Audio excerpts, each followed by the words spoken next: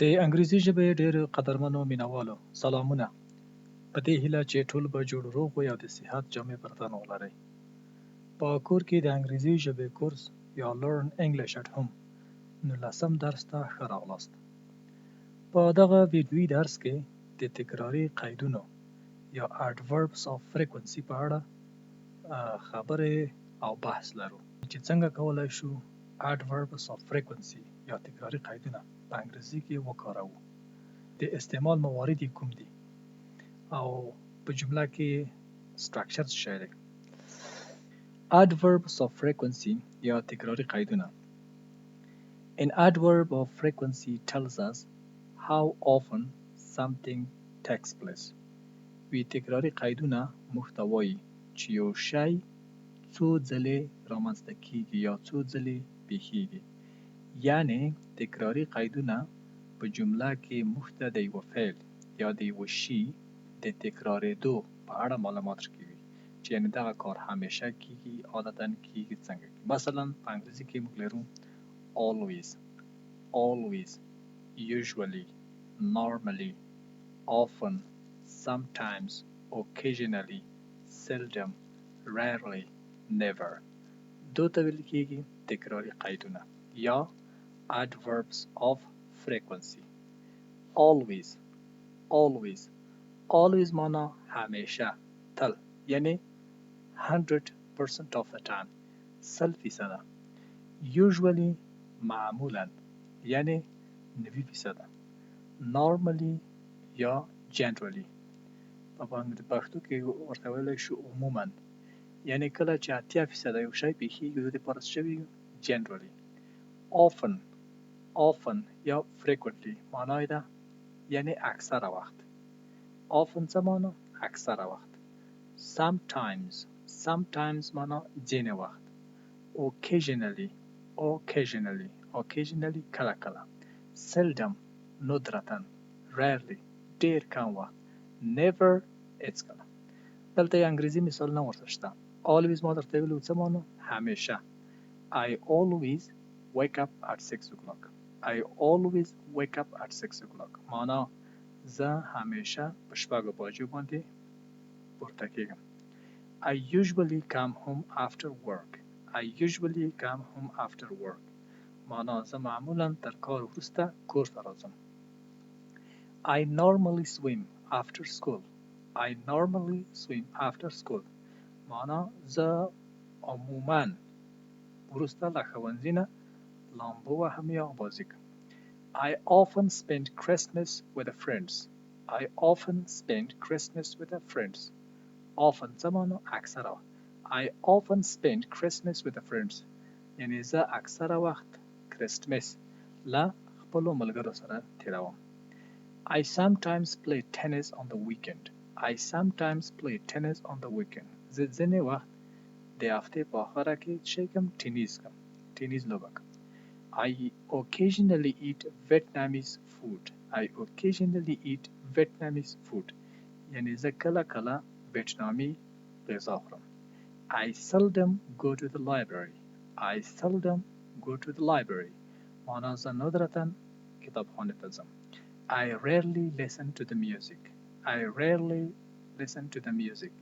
یعنی زه ډیر کم وخت میوزیک ته غوږ نیسم یا موسیقي اورم. I never listen to rock music. I never listen to rock music. معنا زه هیڅکله راک میوزیک ته غوږ نه نیسم یا راک موزیک نه اورم. راځو په یو شمېر هغه تکراري قیدونه باندې بحث کوو چې په انګریزي کې ډیر کارول کیږي. یو همیشه په انګریزي کې څه شی کیږي؟ always always always معنا همیشه، او که وایي چې معمولا څه شی کیږي؟ usually usually usually معنا معمولا. ډیری وخت often often دا often هم تلفظ کیږي. often often هم صحیح دی، often هم صحیح دی. often معنا اکثره وخت، او که وایي چې ځینې وخت څنګه شی کیږي؟ sometimes sometimes sometimes معنا ځینې وخت، او که وایي چې هیڅ وخت بیا څه شی؟ never never always usually often, sometimes, never. دا هغه تکراري قیدونه دي چې په انګریزي جملو کې ډیر کارول کیږي. تکراري قیدونه په جمله کې د اصلي فعل نه مخکې کارول کیږي. په جمله کې چې اصلي فعل هر څه وو د هغو نه مخکې adverbs of frequency یا تکراري قیدونه کارول کیږي. راځو مثالو ته. مثلا وایو زه همیشه له بسترې وختي پاڅېږم. زه سبجیکت څه شو؟ I. له بسترې وختي پاڅېږم. پاڅېدو ته په انګریزي کې څه کړي وو؟ get up. get up اصلي فعل شو. نو څنګه به وایو؟ I ورپسې adverb of frequency. I always wake up early. I always get up early. I always get up early. معنا زه همیشه وختي پاڅېږم. دلته get up اصلي فعل دی. always تکراري قید شو یا adverbs of frequency. د اصلي فعل نه مخکې تکراري قید وکارول شو. I always get up early. زه همیشه وختي پاڅېږم. مثلا که وایو زه هیڅ وخت ناوخته له بسترې نه پورته کېږم. زه خو I معنا زه.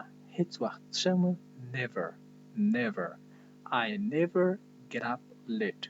I never get up late. I never get up late. یعنی زه هیڅ کله ناوخته نه پوهېږم یا ناوخته له بسترې نه ځم. پلار مې معمولا کار ته په موټر کې ځي. پلار مې my father معمولا څه و؟ usually. My father usually go to work by car. My father usually goes to work by car. My father usually goes to work by car. د ما پلار معمولا کار ته په موټر کې ځي.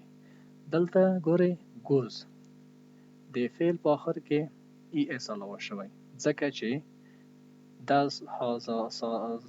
زمانه حال ساده زمانه ده او my father چې شو دریم کس شو یا third person یا غایب مفرد. مو ویلو چې د غایب مفرد د پاره په ساده حال زمانه کې د فعل په آخر کې اس یا es علاوه کیږي. همدارنګه ویلی شو my father usually drives to work. My father usually drives to work. یعنی د ما پلار معمولا کار ته په موټر کې ځي. ډیر کم وخت په پښو ځي. ډیر کم وخت څه و؟ rarely یا hardly ever. He hardly ever walks to work. He hardly ever walks to work. معنا په ندرت په پښو باندې ځي. walks to work په پښو باندې کار تګ. walks اصلي فعل شو.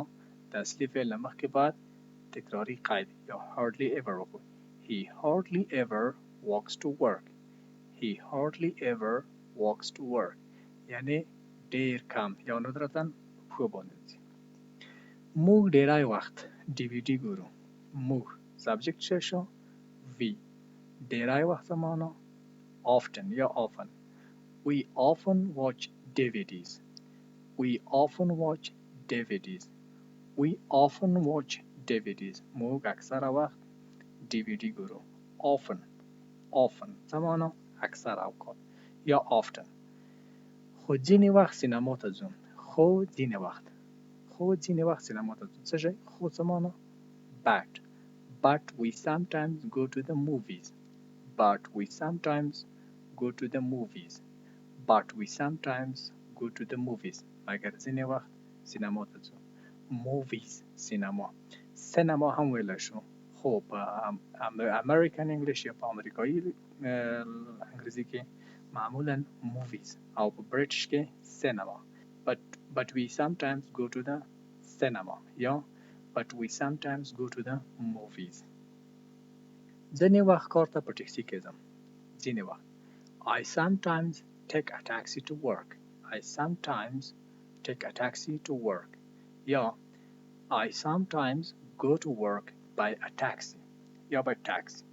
I sometimes go to work by taxi. دواړه به منل. I sometimes take a taxi to work یعنی ځینې وخت کار ته په ټکسي کې ځم. I sometimes go to work by taxi. خاوند مې تل په کار کې غرمنۍ خوري. خاوند می څه شي کېږي my husband. My husband always eats lunch at work. My husband always eats lunch at work. My husband always eats lunch at work. یعنی د ما خاوند همیشه غرمنۍ په کار کې خوري. یا مثلا وایي هیڅ وخت د جمعې په ورځ کار نه کوم. هیڅ وخت. I never work on Fridays.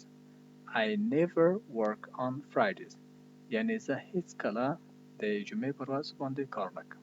ښه مخکې دې تر دې چې د درس بلې برخې ته لاړ شو کوشش وکړئ چې د خپل ځان په اړه یوه واقعي جمله جوړه کړئ او همدغه د تکراري قیدونه پکې وکاروئ. مثلا وویلی شئ چې I always walk to work یا I always listen to music. یوه جمله جوړه کړئ او په لاندې کمنټس کې راته ولیکئ. همدارنګه که مو چېرته د دغه درس مواد خوښ شوي وي نو همدغه ویډیو لایک او یوټیوب چینل درسره سبسکرایب کړئ. راځو د درس بلې برخې ته. راځو څنګه کولی شو چې په انګریزي پوښتنه وکړو چې آیا تاسې کوم وخت دی آیا تاسې کله دغه کار کوئ څنګه به شي do you ever یعنی آیا تاسې کله. راځو جملې ته مثلا وایي آیا تاسې کوم وخت د فوټبال لوبه کوئ څنګه به وایو do you ever play football. Do you ever play football. Do you ever play football. آیا تاسې کوم وخت د فوټبال لوبه کوئ بله یو ځل په اونۍ کې په انګریزي کې څه کېږي yes once a week. Yes once a week یعنی بله یو ځل په اونۍ کې. آیا کله موسیقي اورئ آیا کله موسیقي اورئ Do you ever listen to music. Do you ever listen to music. Do you ever listen to music. آیا کوم وخت موسیقي اورئ بله ځینې وخت څنګه به وایو yes sometimes. Yes sometimes. آیا کله یا کوم وخت چینایي غذا خورئ Do you ever eat Chinese food. Do you ever eat Chinese food. آیا تاسو کوم وخت چینایي غذا خورئ نه هیڅکله نه No never. No never معنا نه هیڅکله. آیا پلار دې کوم وخت آشپزي کوي آیا پلار دې هلته مو وی Do you ever دلته به څه شي Does your father ever cook. Does your father ever cook. آیا تا پلار کوم وخت آشپزي کو که وایي چې نه هیڅکله No he doesn't یا No never. صحیح. دا و زموږ نننی درس. که مو چېرته دغه درس خوښ شوی وي نو ویډیو لایک او یوټیوب چینل سبسکرایب کړئ. همدارنګه کوشش وکړئ چې هره جمله څو ځلې تمرین او تکرار کړئ. که غواړئ چې د درسونه په ښه شکل زده کړئ او په کم وخت کې ښه نتیجه ترلاسه کړئ نو کوشش وکړئ چې زیات تمرین وکړئ.